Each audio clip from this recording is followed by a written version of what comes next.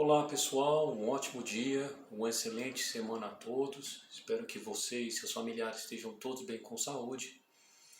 Hoje Deus tocou no meu coração para deixar uma mensagem aqui sobre avivamento. E eu gostaria de iniciar essa mensagem contando um pouco da história do Billy Graham. O Billy Graham, durante um momento de oração sobre as bandeiras de várias nações, ao ver a bandeira do Brasil, teve uma visão profética.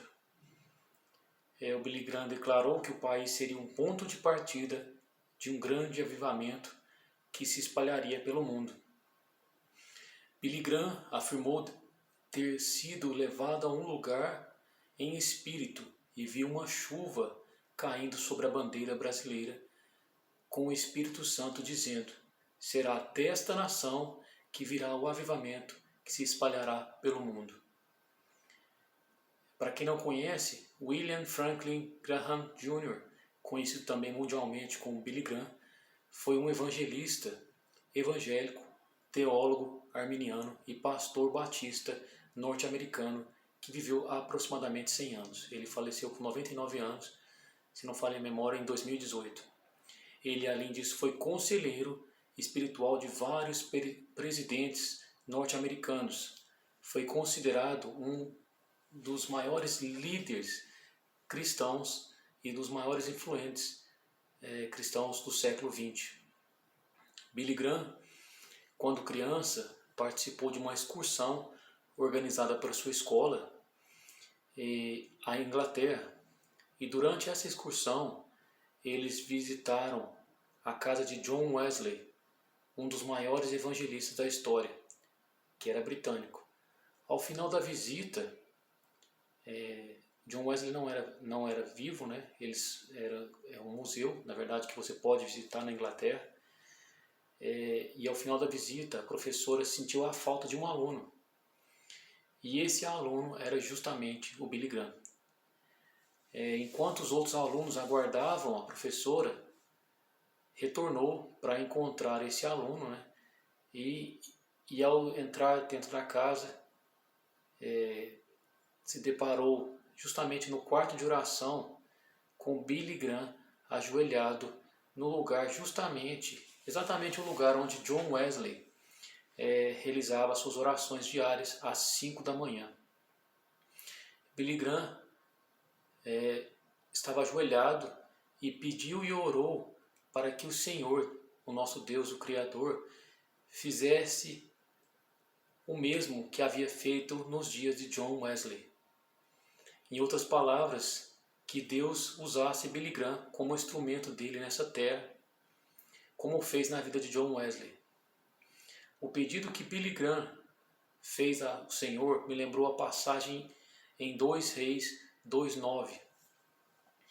Justamente quando Elias, antes de ser arrebatado pelo Senhor através de um redemoinho, Elias e Eliseu pararam à margem do rio Jordão, onde Elias tirou o manto, enrolou-o e com ele bateu nas águas. As águas então se dividiram e os dois atravessaram em terra seca. E depois de atravessar, Elias disse a Eliseu: o que posso fazer em seu favor antes que eu seja tirado de você? Eliseu respondeu: dá-me porção dobrada do teu Espírito Santo.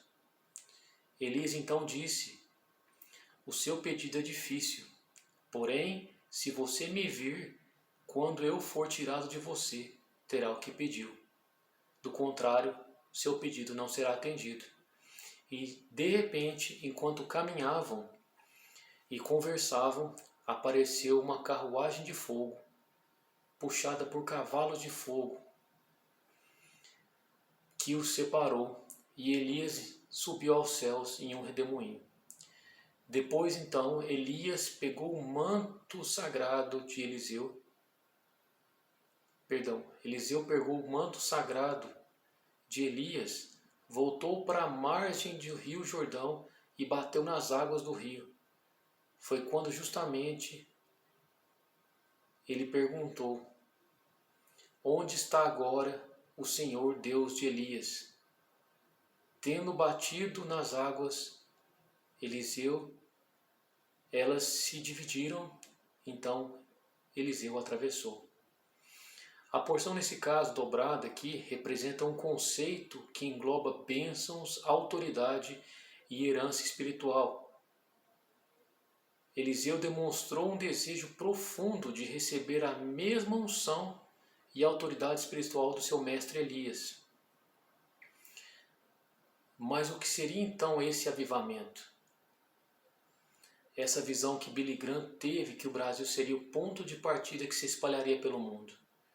Em Atos dos Apóstolos 4:37, vemos que o avivamento ocorre de dentro para fora, que o Espírito Santo toca o coração de cada um de maneira especial. Tal transformação se reflete na vida e nas nações. Tanta dedicação a Deus contagia os demais, fazendo com que o avivamento seja coletivo. E esse verdadeiro avivamento começa com o coração quebrantado, contrito, obediente e ensinável. Porque Deus não olha para a pessoa, Ele olha para o coração. E Deus não escolhe os capacitados, Ele capacita os escolhidos.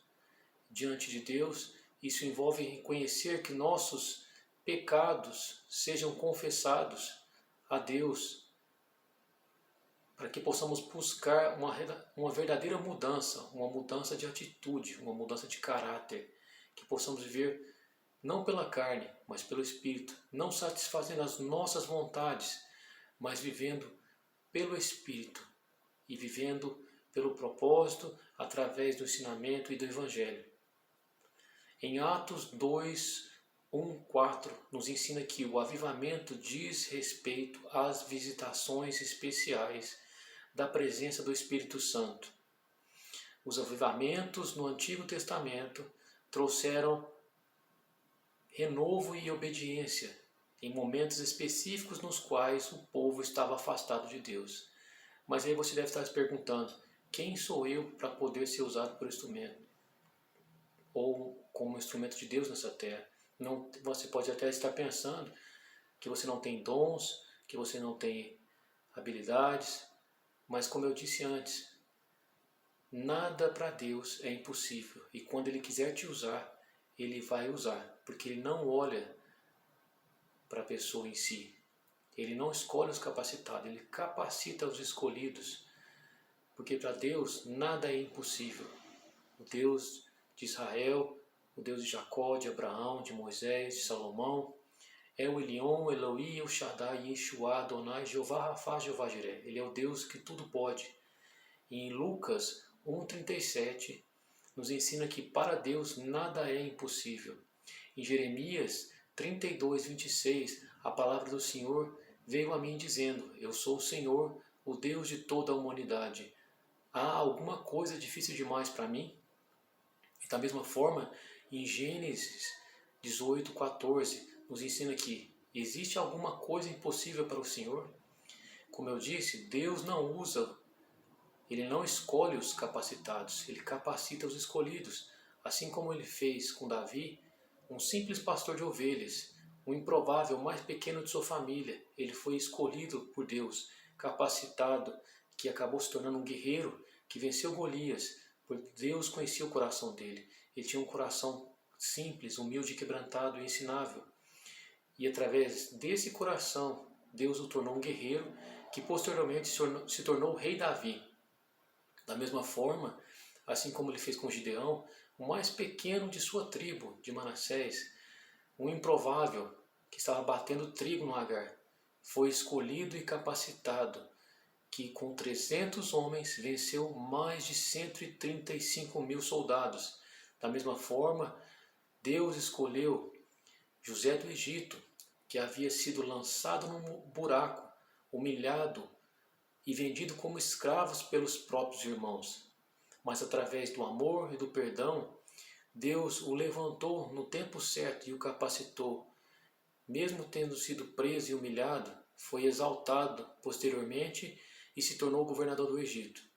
Então, mesmo que você acredite que você não tenha forças suficientes, mas Se Deus quiser te usar, pode ter certeza que Ele irá te usar independente da circunstância. Ele te exaltará e te colocará para que você possa ser usado como instrumento dele. E é o que a gente anda vendo atualmente em vários avivamentos, pessoas que foram escolhidas e capacitadas para poder pregar a palavra, louvar a Deus e levar a palavra não somente no Brasil, mas fora do Brasil. Que possamos ser instrumentos de Deus nessa terra, usados pela vontade do Senhor, para que o nome dele seja glorificado e exaltado. Que essa palavra possa tocar no seu coração. Deus abençoe e ilumine seus caminhos. Tenha um ótimo dia e uma excelente semana.